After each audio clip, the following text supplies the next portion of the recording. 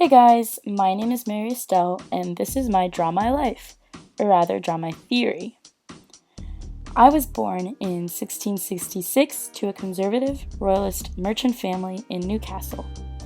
From a young age, I'd been tutored in many areas of knowledge, from translated classics, history, philosophy, theology, and French.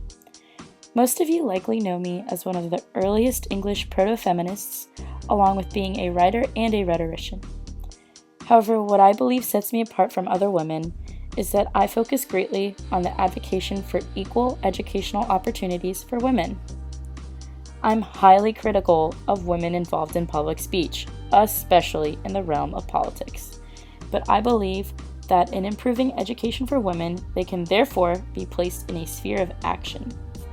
Throughout my career, I published several novels thus far, including Serious Proposal to the Ladies for the Advancement of Their True and Greatest Interest Parts 1 and 2, and I'll be honest, I could have been a little shorter with that title, some reflections upon marriage, and several other articles. But perhaps one of my harder concepts to grasp would be that of the theory of the mind. In the exploration of the attainment of knowledge, there are two faculties of the mind: understanding and will. Ultimately, perception is whatever is immediately present to the understanding, which is an act of will. Will can be defined as the deliberating and directing power of the mind. To put this into perspective, let's imagine the relationship between will and understanding in the scenario of a trial. In this case, and no pun intended, I swear, in the attainment of knowledge, the faculty of understanding is represented as a witness within the trial. Meanwhile, the will is more of a jury member who must decide whether or not they accept the witness's testimony.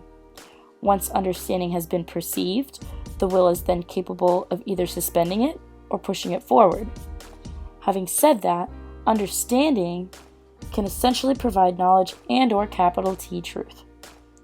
Women can obtain truth or knowledge provided that they use their faculties rightly.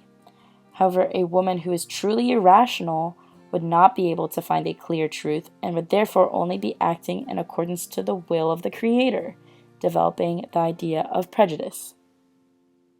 In fact, I even created 6 rules for thinking to help women stay on track.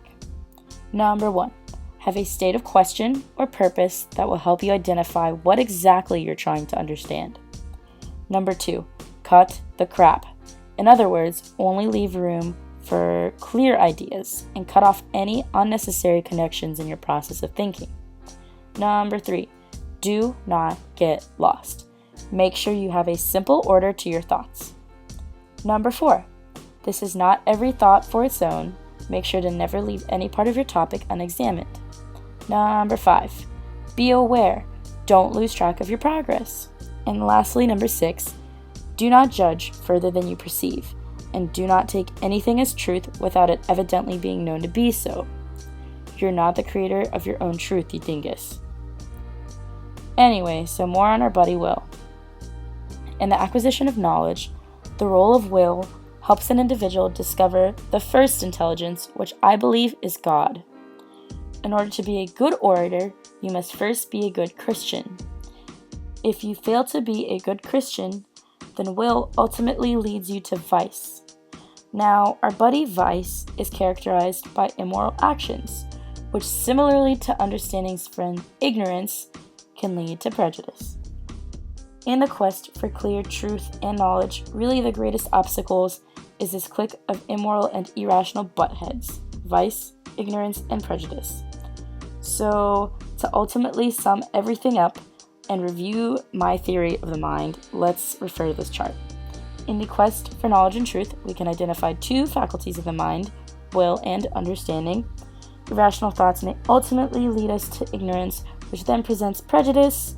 In the expression of will, a good Christian and therefore a good orator is able to accomplish good or God's will and regularity. On the other hand, immoral thought or action may lead them to prejudice, similarly to that of ignorance. Well, that's all I have for you today. If you like this video, please subscribe and leave a comment in the comment section below.